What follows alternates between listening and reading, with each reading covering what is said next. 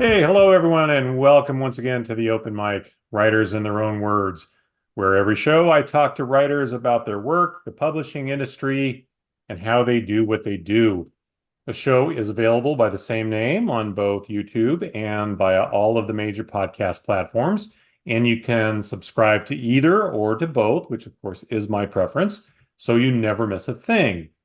I will tell you too, um, hopefully you do that because you don't want to miss people like my guest today. And I'll say one of the best parts of doing this show is getting to discover a whole lot of writers whose work that I have not yet come across. And really, it's because no matter how much you read, and I guarantee you, I read a lot.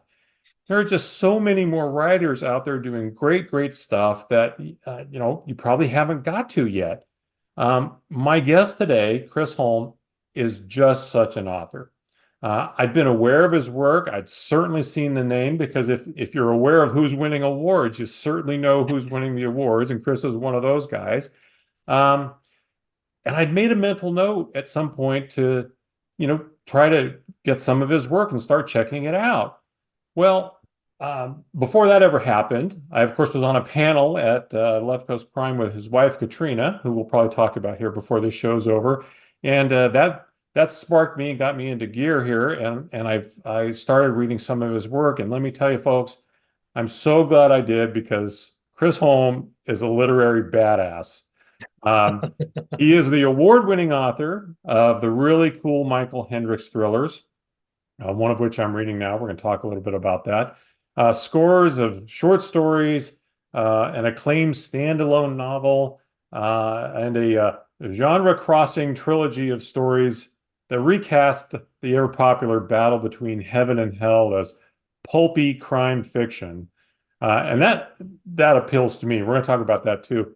That's all quite a collection. I'm really excited to have him here with me today to talk about all this work. Chris, thanks for being here so much. Welcome to the open mic. Oh, my pleasure. Thank you so much for having me. Well, we're going to talk all kinds of stuff about your work, but I wanted to start out with this thing because I'm married to an engineer, so I'm very interested. You were a scientist by trade. Yes. Um, okay, what kind of work did you do, and then what inspired you to get out of that and for writing? Hmm. Gosh, that's an interesting question. So the work that I did, I my degree is in biology. I When I was in undergrad, I thought at first that I was going to be a medical doctor, and then I fell in love with microbiology. I had a class with a professor who was really passionate about the topic, and lit a fire under me. And between that and maybe things like the hot zone, um, Richard Preston's landmark quote unquote nonfiction thriller, really impressed upon me that that was something I wanted to do. And I was serious enough about it that I entered into a PhD program at the University of Virginia for infectious disease research. And so I started out my science career working on third world diseases. We were trying to create an edible vaccine for amoebic dysentery. And it turned out that I was not as fond of academia as I thought I would be. And I was staring down the barrel of, waiting 14, 15 years before you finally get the job that you're actually interested in, which in my case was to be a bug hunter for the CDC. I wanted to be a disease detective because it was the perfect intersection of my interest in science and my love of mysteries, which has been a lifelong, avocation before it was a vocation. Um, and So after I left grad school, I took a job with a marine biotech company. We were doing work on salmon rescue and things like that. I got an exceedingly boring patent that involved discovering a novel gene in California spiny lobster. And on nights and weekends, I was writing stories. And that's how I ended up here. And I was lucky enough to be able to go full time as a writer almost 10 years ago now, about 9 years ago, right around the time I sold The Killing Kind. And now I've come full circle because my most recent book actually deals pretty heavily with the sorts of science that I used to do, disease science. I didn't write about it much when I was doing it as a day job. I think I needed a little distance from that before I was able to figure out how to put it on the page in an interesting way. So instead, I murdered people on the page, and it's a good way to get out your frustrations, I think. Well, and it's impressive to me because science writing is by demand in nature has to be very straightforward, Mhm. colorless, and that kind of thing. But I've met over the years a lot of really good writers who came from engineering and other science fields, and it always uh, came across to me as it was something so liberating for them to be able to take that imagination that they could not use in their daily work, and it almost maybe felt like it amplified their creativity a little bit. Did you find that to be the case? Oh, I think so. I think for me, I certainly always had an interest in the arts. I briefly considered going to art school after graduating high school, but I was from a working class family where you study something practical with an eye toward a career. And so, that was always a part of my interests, but it was never my sole focus. But I think people would be surprised how many of the scientists I've worked with are also creatives. You see a lot of scientists in music. I think there's a Right. surprising amount of overlap within music. But my last day job was at a company called IDEX. They're an animal health company. They also do things like water filtration for the International Space Station, things like that. I worked in R&D there. Um, in the companion animal division, we did like diagnostic tests for animal diseases. And I was always blown away by the number of people there who were artisans or musicians or writers, actors, um, as a hobby. I think it's much less of a left-right brain divide than you might think. And in terms of writing in particular, it is such an analytical endeavor, even if it's creative. It's not a world of pure imagination, so to speak. You got to have some structure and you know, um, some sense of the drudgery of it all to get the words on the page. And I think science prepares you for that a little bit. As one of my bosses used to say, science is an oasis of success in a desert of failure. And I think you could probably say the same about publishing. Yeah, it's really true, I think, in so many ways that I really agree with what you say too, in that a lot of it's because it takes imagination, I think, to push the boundaries of in a scientific field. It's Mhm. really imperative if you're going to advance any kind of scientific endeavor that you have the imagination to and the curiosity to ask what if we do Mhm. this, what if we try this, and so we do that a lot as writers. Well, what if I have my guy do this, or what if this happens, right? And it may be a big empty rabbit hole, but it's a necessary thing to do as you especially in plotting. Anyone who's watched this show before, they've heard me say plotting just eats my brain. It just kills me so hard. And I think sometimes it's because I'm too literal. As you know, I'm a reporter. I've been a reporter for a Mhm. long time, and so I'm used to really sticking to this very linear thing. And it's very hard for me sometimes to let that creative gene run free. I always Mhm. want to say, well, yeah, but if I was covering this story, I would ask this, right? And I would be shooting holes in this, right? So I can't get out of my own way sometimes. And the main beneficiary there is my dogs because they get to go on very long walks with me while I hash this out in my head where I can Oh yeah. talk to myself in peace, right? Away from people. Um, how did that background help you? That's a very long-winded way of saying how did that background help you with this whole process of writing?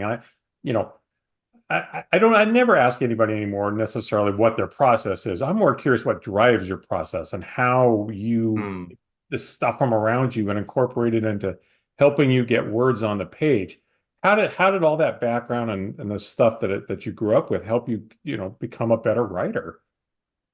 Gosh. So, the biggest influence from my childhood, and this is a funny thing to say, in becoming a writer is I grew up in rural upstate New York. I grew up a music geek in rural upstate New York, and there weren't a lot of bands that came through uh, uh, where I grew up. But there was a thriving hardcore punk scene when I was a kid. And for those of you who are familiar with hardcore punk, it's not the most melodic of genres. It's not one that I listen to much these days. But the one thing I took from it was you would see somebody be up on stage playing a set, and then they would literally climb down off that stage and watch the next band. And it was a sense of community, and it was the first time I really realized that the creatives that I was inspired by weren't some sort of other species. They were just people. And so, I think that's what opened my eyes to the idea that somebody's got to make this stuff that I enjoy so much in my off time when I'm not busy studying or doing science or any of those things. Um, and so when I realized that first dream of mine to become a bug hunter for the CDC maybe wasn't what I was going to find fulfilling, um, my wife said, "Well, what's another dream you've always had?" And I said, I've always thought about writing a novel." And God love her that her scientist husband says that, and she didn't immediately file for divorce because it could have gone horribly, horribly awry. We always joke. I don't know if you're familiar with the old Chevy Chase movie Funny Farm, Hmm. but he and his wife sort of retire to the country so that he can write the great American novel. And then, he writes the first few chapters and gives it to her and then watches her read it. And it's terrible. That could have easily happened here. Thankfully, I had a happier ending than that, but she had no reason to believe I'd be any good at this. So I'm grateful for the support. Yeah, I wonder how many great American novels have been started over the last, 150 years that have ended Yeah. up, you know, Well, starting a I should fire. say that thankfully I didn't set out to write the great American novel. I was raised a huge genre fan. I'm steeped in mysteries and thrillers. I have been my entire life, as well as fantasy and science fiction. And I never aspired to write anything highfalutin or literary. I just wanted to tell a rip-roaring good story. Right. I have a lot of respect for literary writers, and I know a few who are very good at it, and it's a different cat than genre fiction, which is definitely obviously my Yes. forte as well, my interest too. But all good. I mean, I admire anyone who can string words together. I'm very fortunate. I've been getting paid to write stuff for a very long time, and it never gets easier. I never think I got it. It's always, you know. But let's talk. You mentioned The Killing Kind, which was your first book, and which I'm reading right now, and and I love it. I really do. And again, not I hope nobody ever takes this as faint praise or smooching the butt of my guest or whatever. But I'll tell you, I really love your writing style. It really Thank does. you. It's very fast paced, but it's also in depth and great character building and I'm a visual person. I can see these characters in my head and the settings, and so I'm just it sucked me in right from the get. Um, and for anyone who hasn't read it yet, what are you waiting for? Please go get one of Chris's books. But your protagonist, Michael Hendricks, Mhm. he's a hitman, and of course the shtick there is that he only takes out other assassins. And I'm curious what inspired that. Is that something that had been rolling around in your head for a long time? Was there something that particular sparked it? What's the genesis of that character in that story?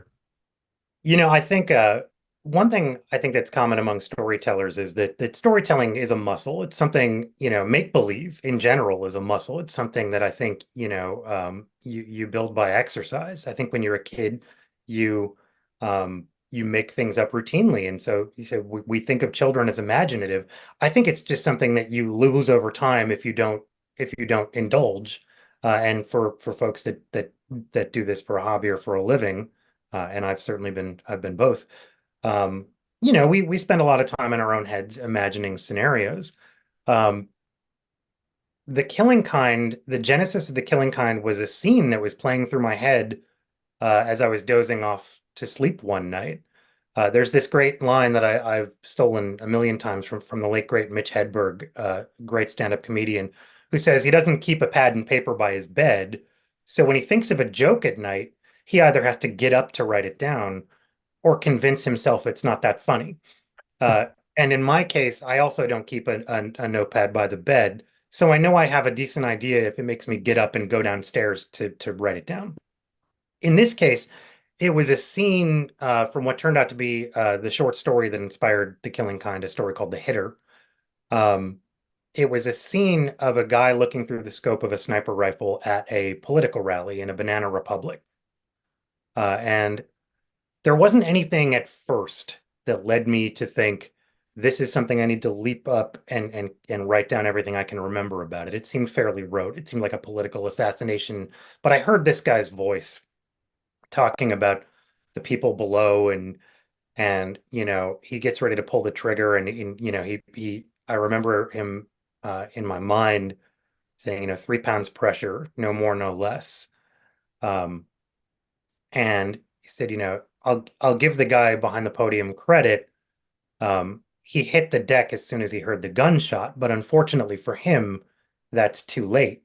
By the time you hear the gunshot, the bullet's come and gone. And then the line that made me sit upright in bed was, lucky for him, he's not who I was aiming for.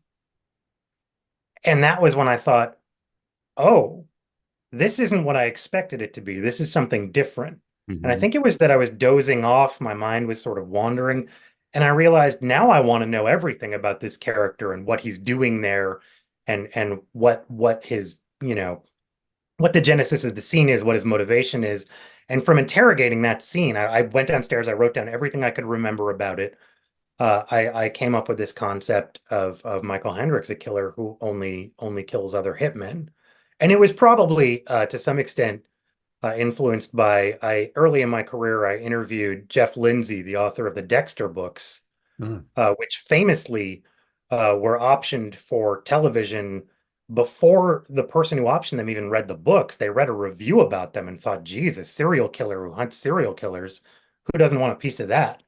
So that was probably something playing in the back of my mind at the time, although they are very different characters. And then also, I think for me, what one of the inspirations for Hendricks was is as much as I love the classic action hero, whether it's the knight errant like Reacher or whether it's the everyman hero like John McClane, I love those characters.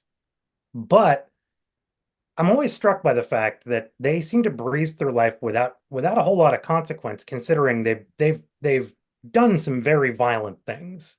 Right. And I think I wanted to write something that was a bit of a response to that, and maybe while there is a great deal of violence in those books, they are action thrillers.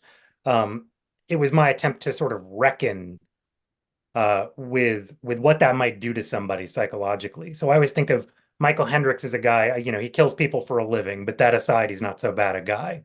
Um, and the question in my mind was, you know, how how dark a path can you go down and still find yourself redeemed? What does redemption look like for someone who's in his shoes?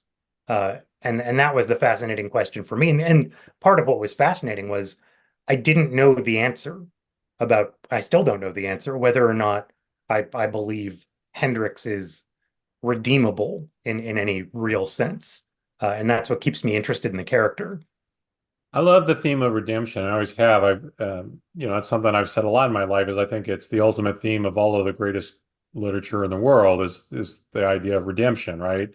Because we're such a fallible species, and we screw up far more than we get things right most of the time in our lives, and that's what makes it. That's what makes stories like this super interesting. Hmm. Is the idea of can somebody be redeemed?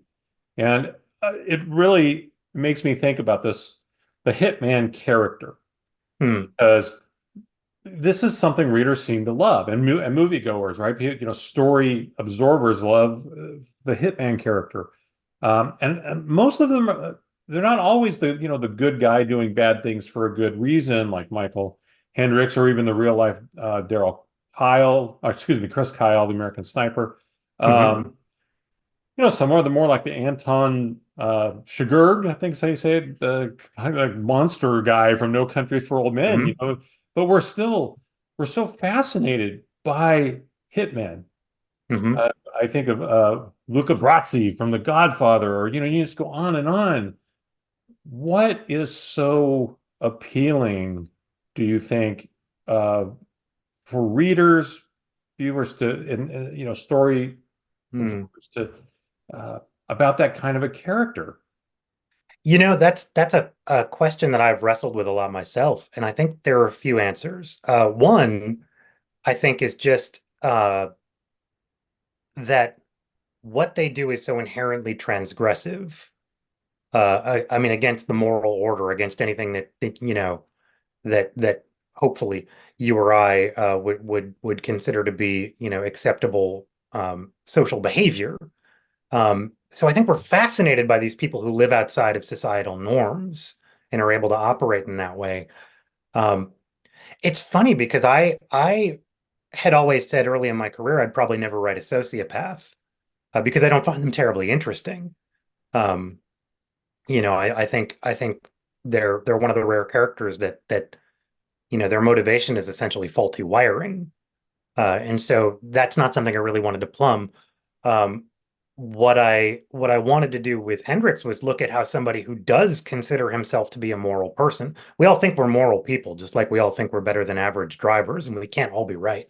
Uh, and for me, it was what how could a moral person or a person who perceives themselves to be moral do these things? Um, That was fascinating to me. And it's interesting because hitmen are one of the rare things.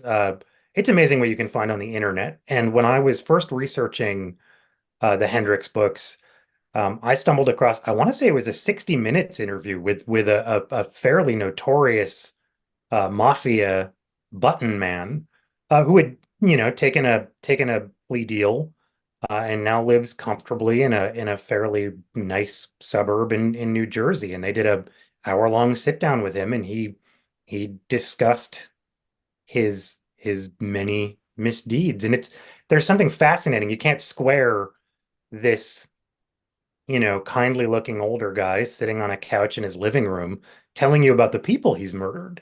There's something really chilling about that to me. Um, I think all fiction, is driven by conflict, and I think crime fiction in particular, we get to some of um, the more transgressive areas of human nature, and that's so ripe for conflict. The other answer I think that's interesting is one thing I always go back to that Donald Westlake said, which was his feeling about the appeal of his Parker books, which were a huge influence on Michael Hendricks, is that we love reading about someone, watching someone, learning about someone who's good at their job. We as American audiences love work. And something, that always stuck with me is the mechanics of how Hendricks goes about what he does. Making a career of something as extra legal as killing people for money. Um, from a point of view of kind of constructing the puzzle of how does that function. That's a lot of fun for me. It's a way for me to exercise, any extra legal um, inclinations I might have. You get to think about how does a guy who's wanted by the police get from one side of the country to the other, things like that. That's a lot of fun for me as a problem solving exercise, and seemingly readers enjoy it as well, which is lucky.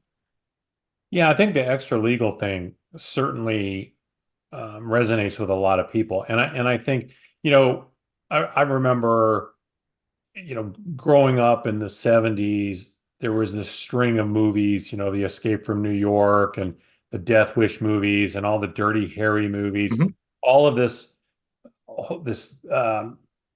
very popular ethos about, well, the law protects the bad guys, the victims are always left out in the cold, and the only way for there to be good justice and good karmic justice is for a good person to go outside the law and handle these things themselves, right? And that was an ethos I grew up with in popular entertainment, and I just mentioned a bunch of them. So I think to me that's a big part of it. I was always a little repulsed by Dirty Harry, Hmm. and I don't know, for somebody, I'm about as nonviolent as a person gets, so I'm not sure why I became so attracted to crime fiction and thriller and noir where there's all these things. But I do think that's a part of it. I think there's this part that feels like even whether it's a Michael Hendricks or anyone else, they are righting wrongs that cannot be righted any other way.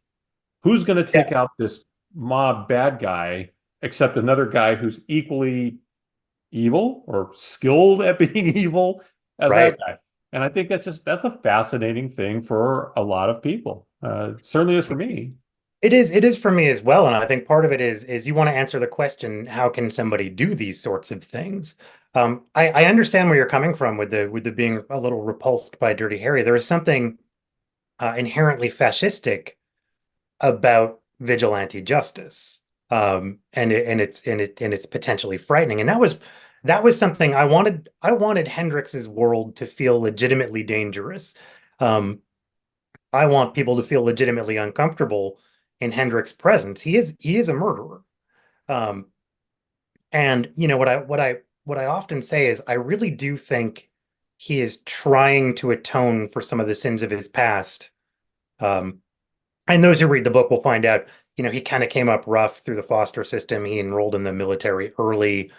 Um, he was special forces. He did some things that he himself found questionable, perhaps on orders from people who themselves have questionable morality and cleaner hands, um, literally, if not figuratively.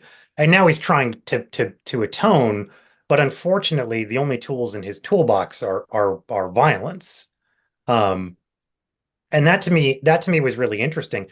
What's funny is I got a review. I want to say it was for the second book in the Hendricks series, Red Red Hand, that on Amazon. It was a very favorable review. But one thing it said is, "Do you like guns?" Well, I don't, but Chris Holm sure does because he blah blah blah. And that was striking to me because the fact is I am incredibly nonviolent. I was raised around guns. I was raised in a law enforcement family and a hunting family. I do not keep a gun in my own home. I have been an ardent supporter of common sense, gun reform, like so many of the people in this country who have been horrified by the real life violence that pervades American culture. Um, but I also feel, and this is, I think, some of the science background coming to the fore. I also feel like if I'm going to put something on the page, I'm going to endeavor to get it right. And so I do take the firearm stuff seriously. I take if I'm going to have an aircraft in the story, I'm going to at least try and learn as best as a layman can how that works. If I'm going to have somebody break into a home, I'm going to try and figure out, how that's like that's the stuff I really get interested in. Um, is those sorts of mechanics, and that's a lot of fun for me as well. But it is interesting because I find that sometimes I find that I have fans who maybe get what I'm trying to do with the commentary on violence in the Hendricks books, and I think I also have fans who just see it as a rip-roaring adventure, and don't really pay much attention to that stuff, and that's fine too. The book has to work on both levels, or it's a failure as a piece of popular entertainment. Right. Um, but it is always interesting to see what people bring to the table in their impression of me through my own books. Yeah, well, and that's the thing. Everybody's going to interpret any creative work through their own lens. Hmm. My brother was a cop for 30 years here in this area. I've heard every story known to man. Um, I've had a couple of friends that were special forces. My favorite, what's the word I'm looking for? Story, kind of story. One of them told me one time was he'd had a few drinks and was talking about something, and he stopped and he said, "Well, I'll just say we were somewhere we never were doing something we never did." That's how he Hmm. described his thing. And I said, "Man, that's great. I love that line." And I left him alone about it, right? So, point is though, we always interpret any creative piece, through our own lens. What else can we do? We don't have anyone else's lens. We have our own lens. Um, Well, let me switch gears for just a second here because, I mentioned in the intro your standalone novel, which is Child Zero, Mhm. which allowed you to pursue the bug hunting aspect of your life a little bit. Um, First, tell us, a little bit about the book, but also I wanted to, you got a big shout out from some random guy that I don't know, people may or may not have heard of, some guy named Stephen King. Um, which had knocked me dead, right? But that also wasn't your first experience with him. So tell us a little bit about the book, and then tell us a little bit about getting a shout out from him, and maybe a little bit more of that deeper connection you've had with Stephen King over the course of your career. Yeah. So Child Zero is a scientific thriller in the vein of Michael Crichton that takes place in a near future, reeling from the collapse of the antibiotic era.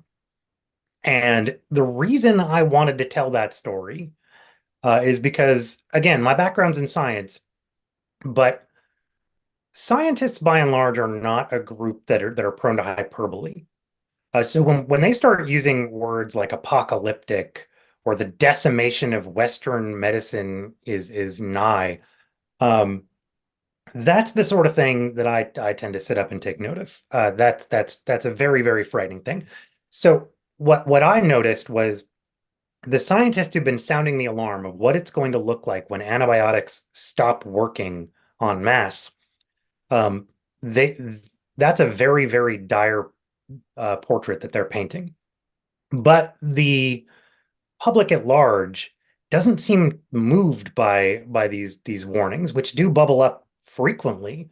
Um, and so what I realized was, as somebody with a background in that kind of science and a thriller writer background, I had the ability to maybe put down on the page my argument for why this is something we need to be paying attention to.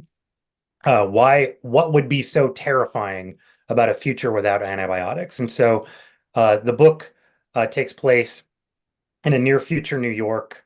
There's a young child who escapes from a shanty town in Central Park. That's a holdover from an outbreak of pneumonic plague in the city that was a result of a bioterror attack, and it's about the manhunt to find this kid and also unravel the mystery of what it is that makes this child um, special, what makes him so sought after by he's being hunted by some mercenaries, he's being hunted by the police. Um, and so my goal was to write a science story that doesn't bog you down in the science, that is basically a pulp novel. It just is fast and exciting and high energy as you can make it from beginning to end. And apparently I did a good job because everyone I asked to blurb it um, said it was maybe the most terrifying thing they'd ever read. And I purposely targeted people who could poke holes in it. One of the first people I reached out to was Tess Gerritsen, as a main writer. She's also an MD.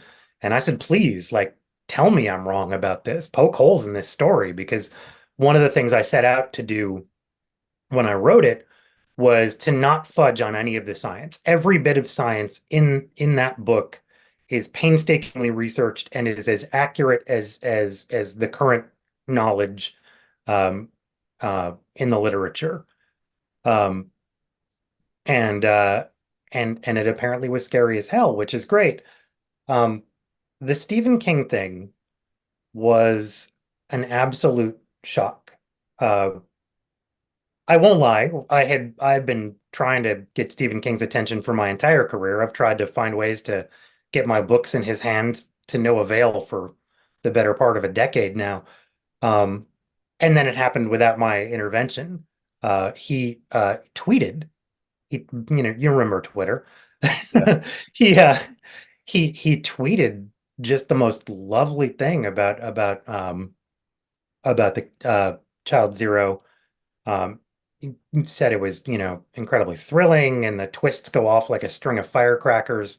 Mhm. Um, and my wife and I were watching TV when I got a text that was almost unintelligible from my good friend Nadine Netman, who's also a novelist. She's got a terrific book coming out this year called The Bootlegger's Daughter on Thomas and Mercer. Um, but she just sent, a text to me full of exclamation points and curse words, and I had no idea what it was about. Come to find out, Stephen King had just tweeted about my book. Um, what's wild is um, I grew up on Stephen King. The very first adult novel I ever read was The Tommyknockers, which I picked up because it was the thickest book I'd ever seen at that point. It was the mass market paperback, and it's this, inches thick. And I thought, well, that looks like something worth reading. The spine had been broken by whoever read it last. They were reading it so furiously. And it, I was probably 11 or 12 years old at the time, way too young. There's an entire generation of writers who encountered Stephen King way too young. But then by the time I was 14, it turned out I grew up outside of Syracuse, New York. It turned out he was coming to Syracuse. He was invited by a member of the creative writing department there. Stephen Dobbins is a great novelist in his own right, and he was gonna give a talk at the Landmark Theater in Syracuse, New York. And I remember begging my parents to let me go. I saved up money. I think it was like $18.50 to buy a ticket, and supposedly he was not going to be signing any books while he was there. He was just there to give a talk.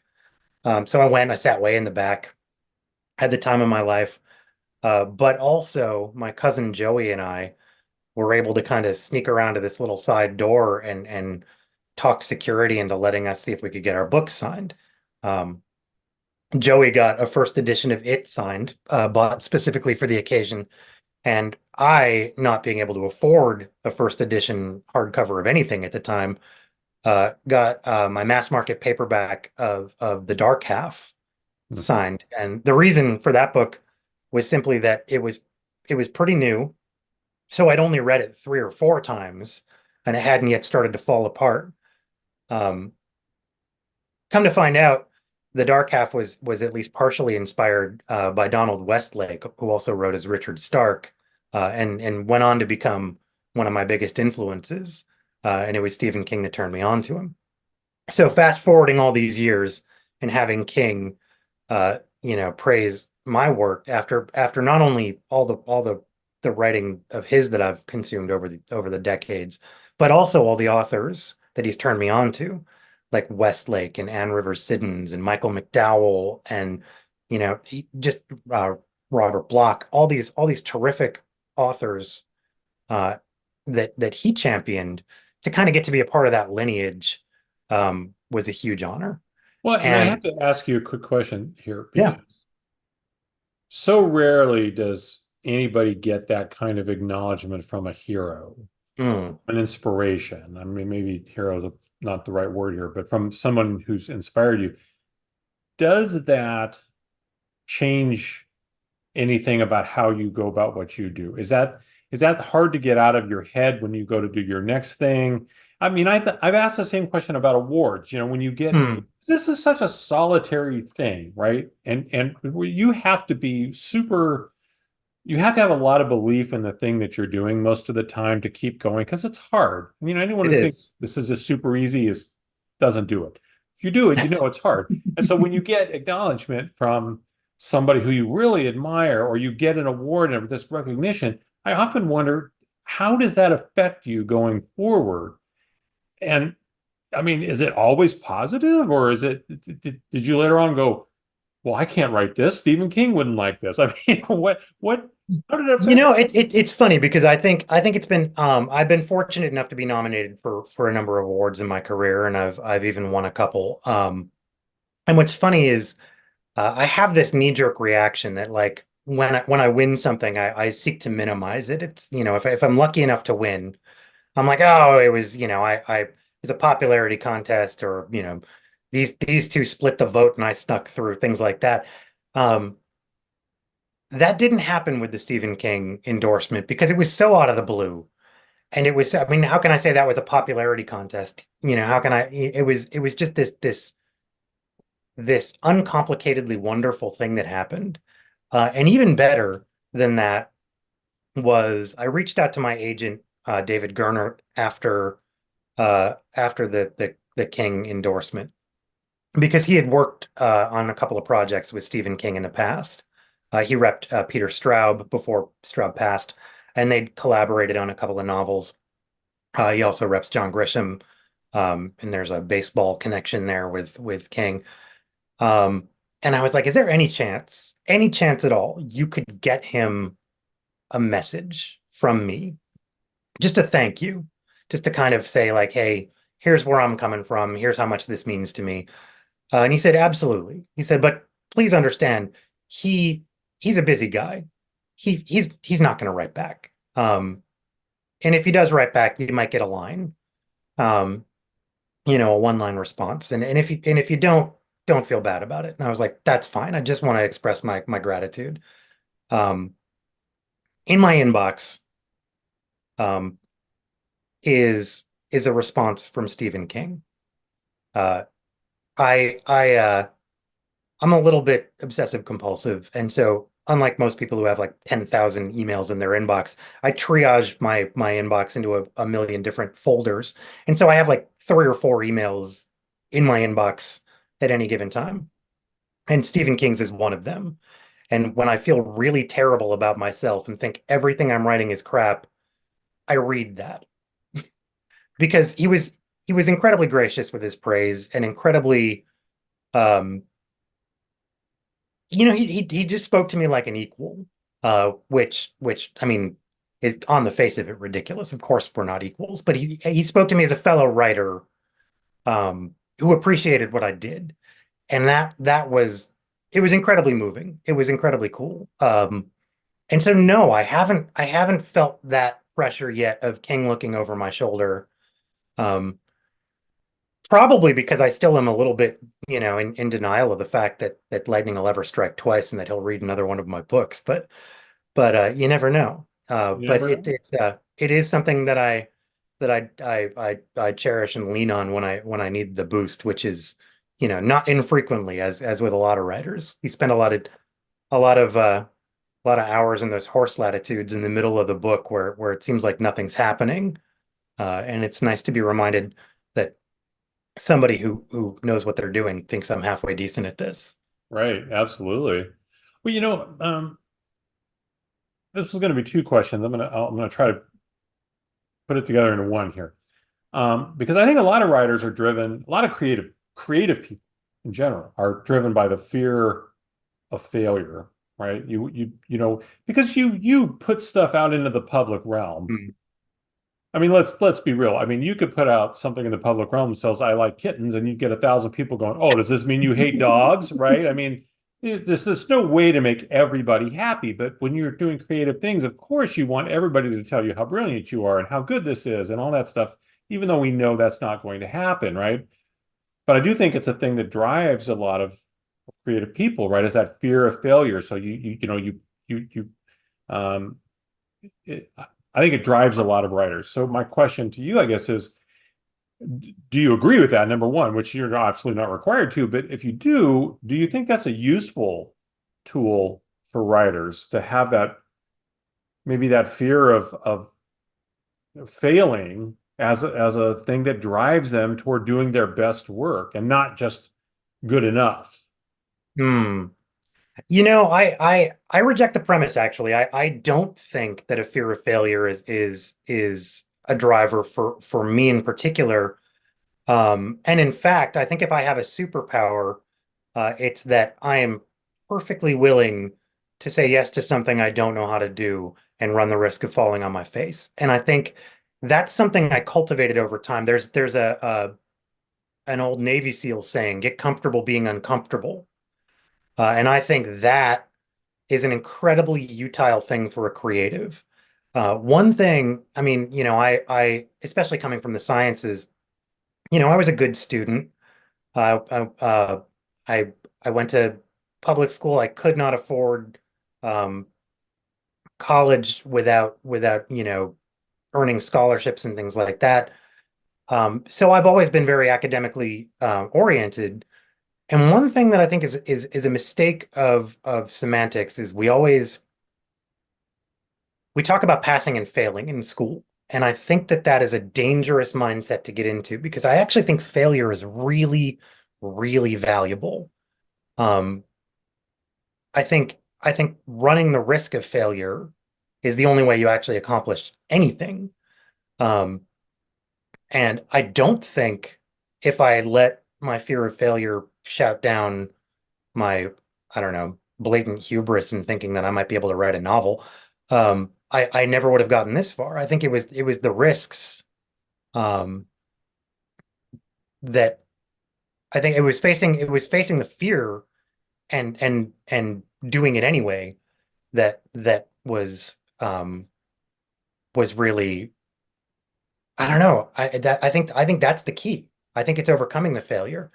I think whenever I get stuck, and I do get stuck somewhat frequently, I'm a slow writer, and sometimes slow grinds to a complete halt. I think that's when the fear comes in.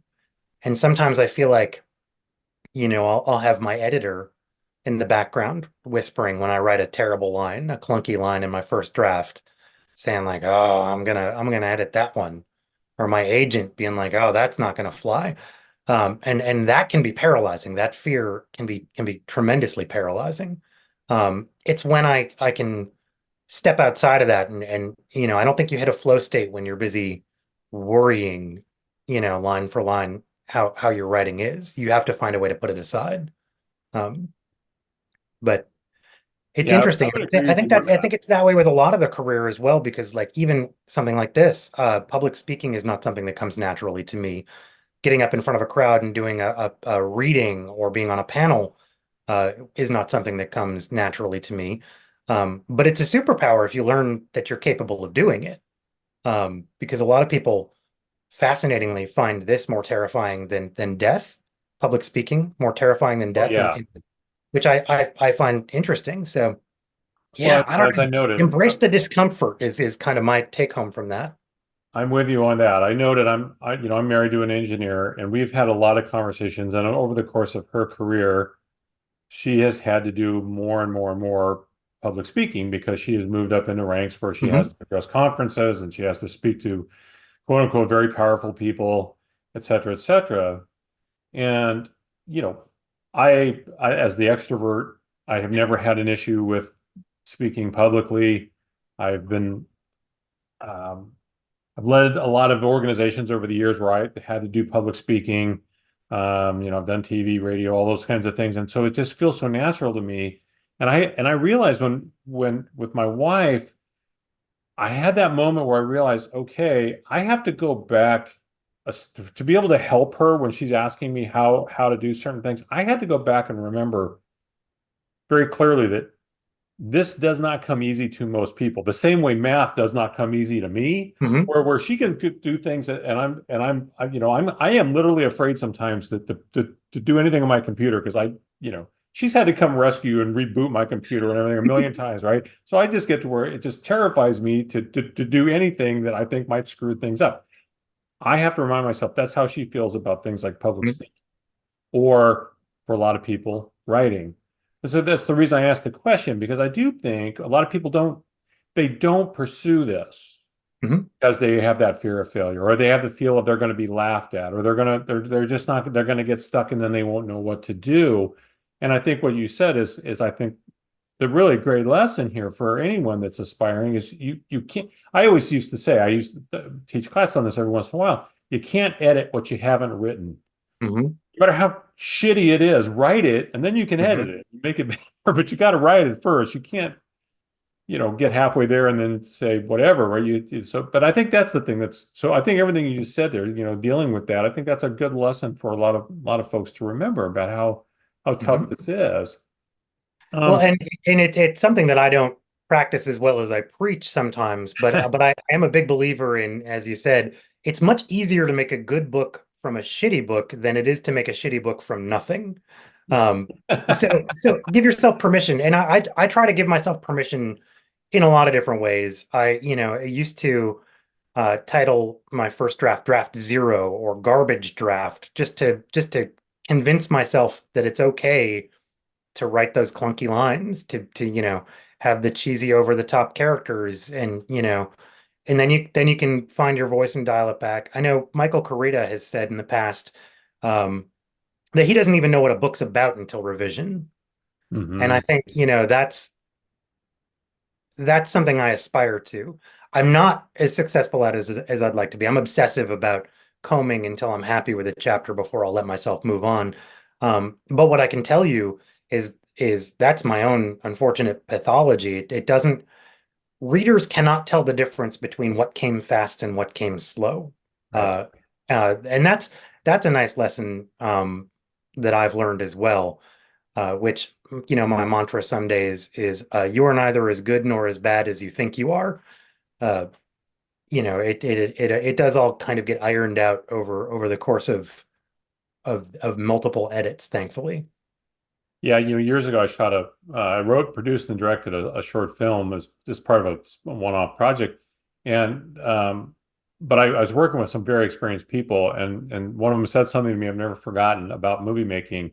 It's like, you shoot all the scenes, and it doesn't matter what order, you just shoot all the scenes, and then you go into editing, and that's where you make your movie. Hmm. And I said, wow, yeah, that's a lot like writing, even whether, again, as a journalist, there's so many times I've written, when the times I've been able to do long form or whatever, in the end, you might move all kinds of things around, you rearrange the things because at the end you want it to be a compelling, interesting thing that flows and engages people and gets the point across that you're trying to get across, right?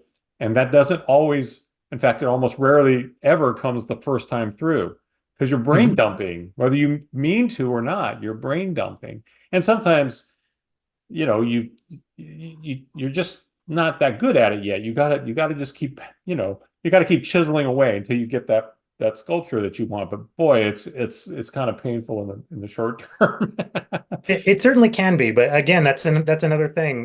There was a great lesson again from punk rock back when the Ramones were playing in London. I have a cat climbing up the chair, by the way.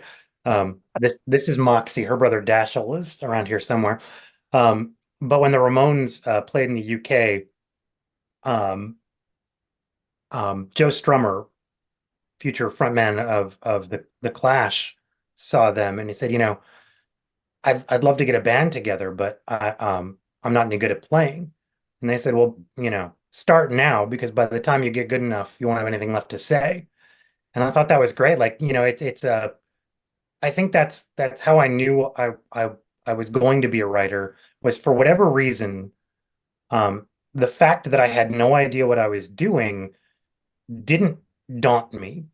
I thought I'll figure it out as I go, and that's insane. That's a crazy thing to think that that you can figure out how to write a book on the fly. But there's really no other way to do it. There's no other way to learn how to write a novel. I feel like every novel teaches you how to write itself, and every time you start new. Yeah, yeah, I 100% agree with you. And I've read, writing, authors or writing instructors say, oh, you should never start that. You should start with short stories or because it's too hard to write a novel. And my thought has always been, man, write whatever the hell story is in your head. Just get Yep. it out of your head. If it's a 2,000 word short story or an 85,000 word novel, just do it. Start Hmm. doing it.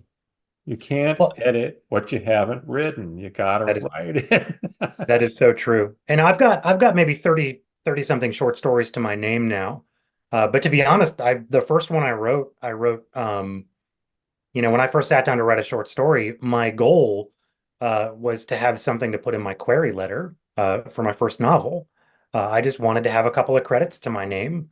What I didn't realize was that I would get such an education in writing from the shorts. I was three-quarters done with my first as yet unpublished novel. It's my only trunk novel. When I was like, I should give this short story thing a try. And I probably learned more about the craft of fiction from the first five or six short stories I wrote than I did from, the first 90,000 abortive words of fiction I attempted. Um, so it's interesting. Knowledge is wherever you can get it. That's Yes. wherever you can get it. Just open mind. what's that line? You can learn a lot more with your ears open and your mouth shut. And I would say the Mhm. same thing about as opposed to the other way around. But I would say the same thing about your mind. You keep your mind open and you're. Well, and I one only thing we're getting along I in the was just future. Oh, sorry. Go ahead. no, I was just gonna say, you had on a good buddy of mine, Lou Burney, a while back, and Love Lou. Yes. Lou and I, for whatever reason, ended up, we must have been on the same promotional cycle because we ended up in one year being on like 6 or 7 panels together at different conferences. And we disagreed about just about everything when it came to how we write. And I loved that because it showed the audience that there is no one way. We have very different processes. We've kind of approached things in a very different way. We both end up with finished novels. Um, I did feel a little better about the fact that we disagreed on everything before I started reading him and realized how damn talented he was. And I was like, oh, I might be the one in the wrong here. Uh, but it's interesting because what works for any one writer, even if it's someone you adore, an idol of yours who you wish to emulate, that doesn't mean their process is going to work for you. You really just have to find out what does. Absolutely. Well, I want to ask you. Well, actually, I have two serious questions, and then we'll close it up here. But the first one, I mentioned your wife. She's been on the show, Katrina. Great book reviewer for Kirkus and Publishers Marketplace, and really respected. Um, I know she has said, and you have said too, she doesn't review your books, which is probably a good idea.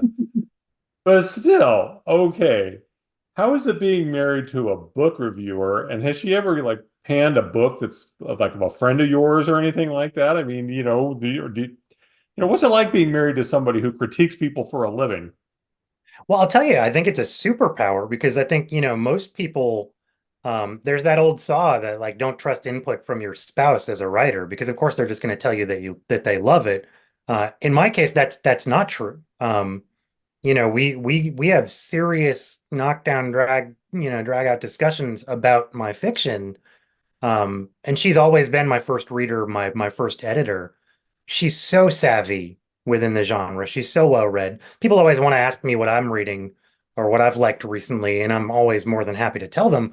But she's the one you really want to quiz about that because she reads 3 to 5 books a week, it seems. Um, and she's just so trained to read critically that she's an invaluable resource for me. Um, but I also think it cuts both ways. I think she is more sympathetic than some reviewers might be to the the trials and tribulations that go into any work of fiction. And I'm her first reader too. I usually have eyes on the reviews that go out the door, just because when you work as quickly as she has to, you need to do anything you can to kind of condense the creative period. Sometimes you don't have time to put it on the shelf and read it a week later to see what you think of it. Um, and I'm happy to say I don't think she's ever written a hit piece. She tries to evaluate everything on its merits, whether or not it's for her. Um, so I think we influence each other in that way. I don't find it, of course, I find it stressful to show her my work. It's always stressful to show anybody your work. Um, but it's always been such a collaborative process for the two of us, and we're so, our we're so steeped in story, and that's sort of the language that we speak. And so, um, relationship with I was a biology major and she was a world politics and philosophy double major. So neither of us had any fantasies and thrillers back then. So it Yeah. is kind of surprising that we ended up here, but rewarding nonetheless. So I mentioned also the collector series, which sounds awesome to me, but I saw that it shows that it's out of print, Mhm. but that may be changing. So just really quickly, give me the 411 on what might be happening with that. Right. So the collector trilogy was actually my first three books, and they were with a small press called Angry Robot.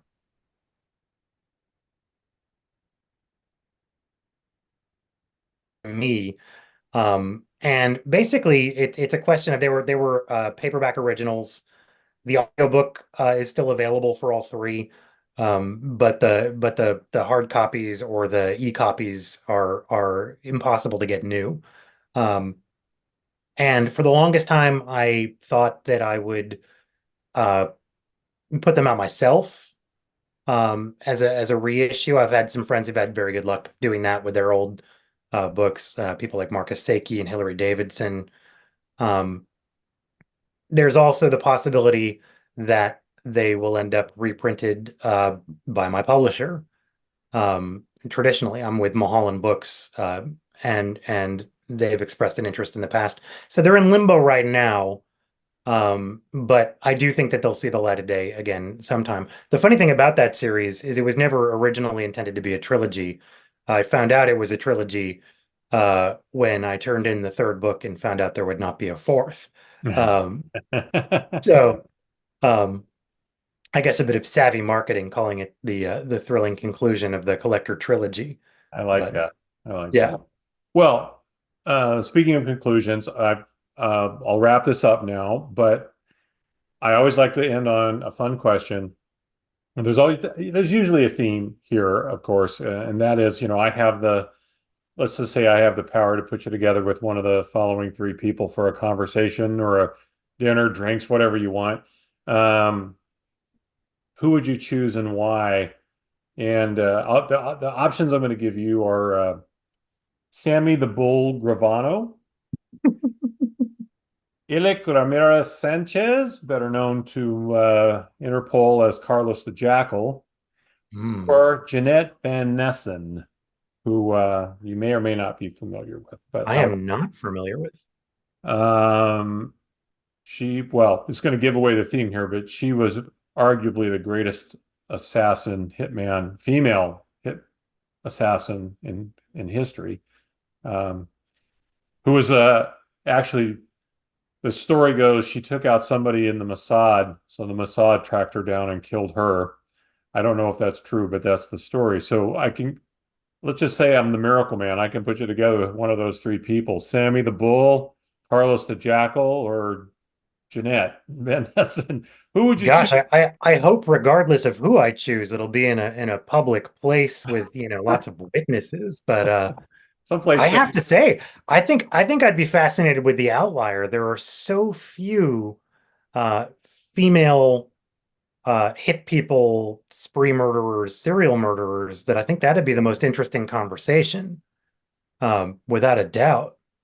Although my first instinct was Carlos the Jackal, because certainly, you know, the sort of 70s thrillers that influenced The Killing Kind very much tie into Carlos the Jackal's story. So Yeah, I wanted to make it at least a little difficult on you, give you something to think about.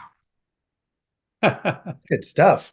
Good. Well, Chris, thank you very much. This has been a fascinating conversation for me. I really enjoyed it a lot. I really hope anyone listening, watching, I hope they get as much out of it as I did, because I really learn a lot here from folks who do this stuff for a living. So really appreciate you giving me this much time to talk about your work and writing. Been a lot of fun. And Thanks so much for having me. absolutely. Of course, we got, one of my dogs in the background. We got to meet one of your cats. So, there's always that too, I'm a big animal lover. So that works out. I'm going to really quick though. I got to go through my spiel, which is, if you haven't done so already, please hit subscribe on whether you're listening to the podcast or watching the YouTube show. Leave a review. That would be really great. It really does help people find the show. And I hope more people find the show, because this is really worthwhile stuff. If you're interested at all in writers or creativity and how creative folks do what they do, how they maneuver the business, how they go about getting things from A to B, this is a great way to do it. And again, really big thanks to Chris for coming on the show and sharing his insights today. Um, I will also leave you with the thing I always leave you with. I mean this from the bottom of my heart. Tomorrow is not promised to any one of us, so please make today count. Chris, thanks again. Really appreciate it. For my guest, Chris Holm, for myself, Rich Eisen, this has been The Open Mic, and we'll see you next time. Take care.